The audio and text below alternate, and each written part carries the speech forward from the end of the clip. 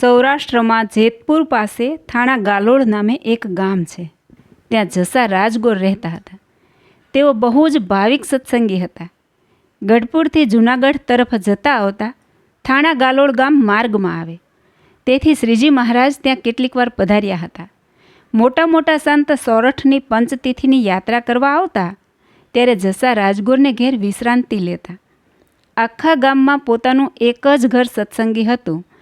છતાં આવ્યા ગયા યાત્રાળુઓ અને સંતોની સેવા તેઓ ખૂબ ઉદારતાથી કરતા. એક વખત સદ્ગુરુ મુક્તાનંદ સ્વામી પોતાના મંડળ સહિત થાણા ગાલોડ પધાર્યા. બપોર પછી સ્વામી નદીએ નાહવા ગયા.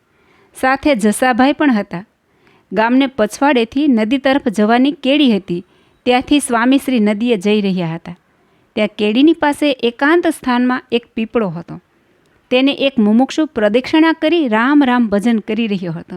સ્વામીએ તે દૂરથી જોયું અને વિચાર કર્યો કે આ કોઈ ઉત્તમ મુમુક્ષુ જણાય છે.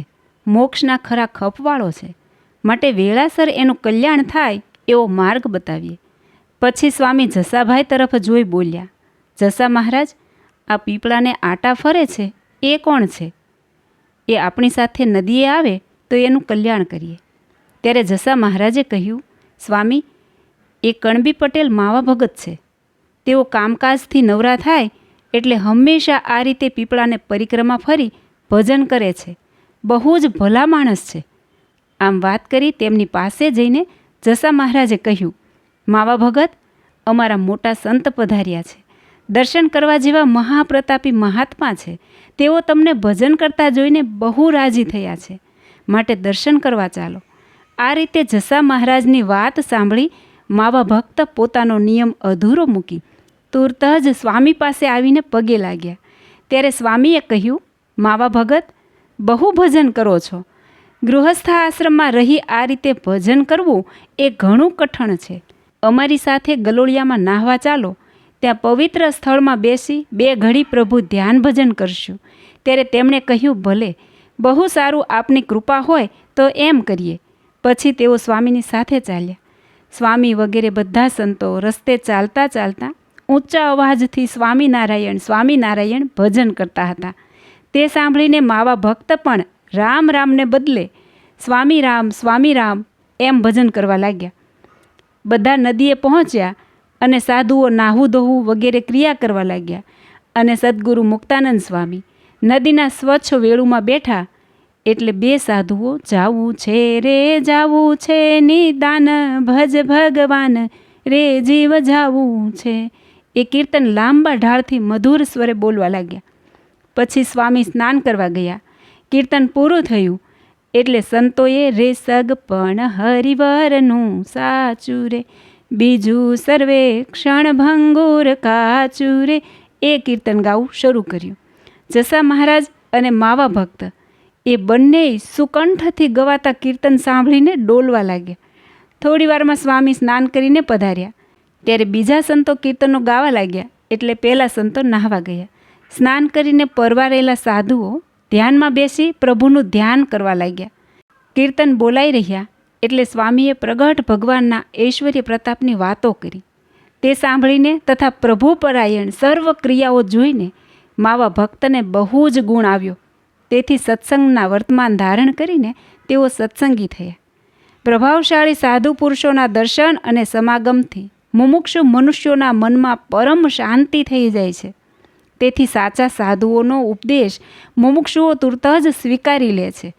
આ રીતે માવા ભક્ત સ્વામીના થોડા જ સહવાસમાં આવ્યા છતાં પ્રથમની બધી માન્યતાઓ છોડી દઈને ચુસ્ત સત્સંગી થયા. પછી સ્વામી ત્યાંથી ચાલ્યા ત્યારે માવા ભક્તે કહ્યું, મને સ્વામિનારાયણ ભગવાનના દર્શન કરાવો.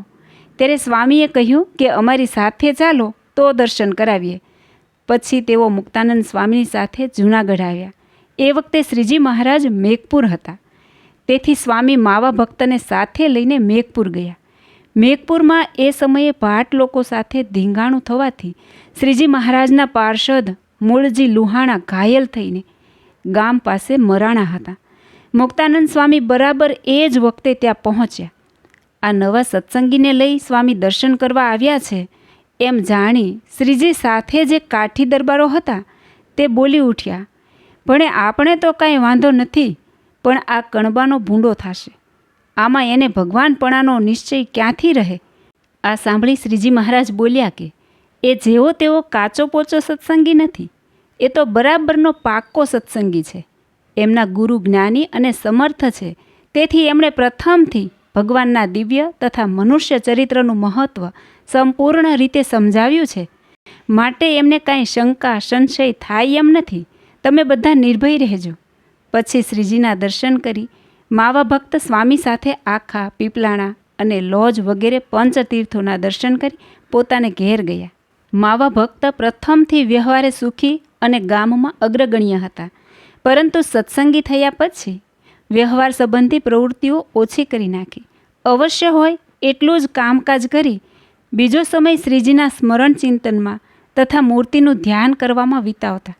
પોતે ઘરમાં સુખી હોવા છતાં ભોજનમાં ફક્ત છાશ રોટલો અગર ખીચડી સિવાય બીજું કાંઈ લેતા નહીં. રસના ઇન્દ્રિયને જીતવા માટે મીઠા વગરનું જમવું, કોઈવાર ઘી દૂધ વિનાનું લુખું અન્ન જમવું, તો કેટલોક સમય ફળ ફૂલ ઉપર રહેવું. આ રીતે વ્રત, તપ અને સેવા અથવા એક જ અન્ન જમી લેવું, આ કરવાનું તેમનું અંગ હતું. પોતાના ઘરમાં સાધુઓ કે સત્સંગીઓ આવે તો તેનું વહાલા મહેમાનથી પણ અધિક સન્માન કરતા. જૂનાગઢમાં શિખરબંધ મંદિર થયું ત્યારથી હર વખત ત્યાં જઈને ખૂબ સેવા કરતા.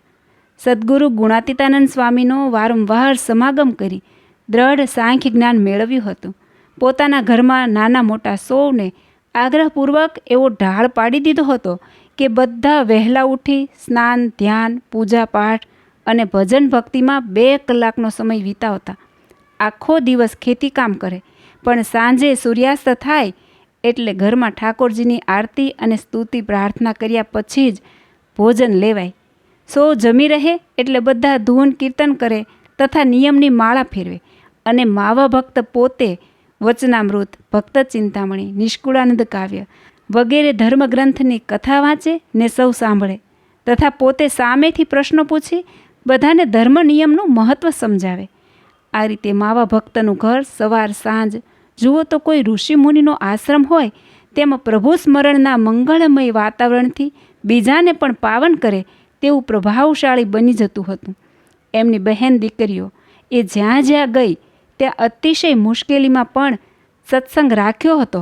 એટલું જ નહીં પણ સત્સંગનો પ્રચાર કર્યો હતો. ગૃહસ્થ આશ્રમમાં રહીને પણ ત્યાગાશ્રમના જેવું જીવન ગાળતા માવા ભક્તના છોકરાઓ જ્યારે વ્યવહાર કુશળ થયા ત્યારે સંસારનો ત્યાગ કરી જૂનાગઢ મંદિરમાં સદ્ગુરુ ગુણાતીતાનંદ સ્વામી પાસે પાર્ષદ થઈને રહ્યા હતા. સ્વામીની આજ્ઞા પ્રમાણે સેવા કરતા અને ધ્યાન ભજનનું તે પ્રથમથી જ અંગ હતું એટલે તેઓ નિયમિત રીતે કરતા જ હતા. પરંતુ મંદિરમાં આવ્યા પછી સ્વામીનો સમાગમ અને એકાંતમાં કથા વાર્તામાં વિશેષપણે ધ્યાન આપતા. કારણ કે બેસી એકલા ધ્યાન ભજન કરવું એના કરતાં સત્પુરુષોના સમૂહમાં રહી કથા વાર્તા સાંભળવી તથા બ્રહ્મનિષ્ઠ સંતોનો સમાગમ કરવો એ અતિ અધિક છે. આ પ્રમાણે શ્રીજી અને મોટા સંતનો મુખ્ય સિદ્ધાંત છે તે માવા ભક્ત જાણતા હતા. તેથી સ્વામીનો સમાગમ કરી દોષ, સ્વભાવ, પ્રકૃતિ ટળે તથા માયિક આસક્તિ અને વાસના નિર્મૂળ થાય તેને માટે બરાબર સાવધાન થઈને આત્મનિરીક્ષણ કરી પોતામાં જે બાબતમાં ખામી જણાય તે દૂર કરતા. માણસ ગમે તે જ્ઞાની, ધ્યાની, તપસ્વી કે વિદ્વાન હોય પણ પોતાનો દોષ ટાળવો, સ્વભાવ પ્રકૃતિ છોડવી, માયિક વસ્તુ પદાર્થથી કે સગા કુટુંબીથી આસક્તિ ટાળવી, આ મહાકાર્યો અતિ અઘરા છે. જીવનમાં અંત સુધી ખરેખરી કાળજી હોય તો જ એમાં પૂરી સફળતા મેળવી શકાય છે. પૂર્વનો ઇતિહાસ તપાસીએ તો હજી ઇન્દ્રિયોને પૂરા વશ નહીં કરી શકેલા મુમુક્ષુઓએ કેટલી મોટી સાવધાની રાખવી ઘટે તે સહુ કોઈએ ખૂબ વિચારવું જોઈએ. જય શ્રી સ્વામિનારાયણ.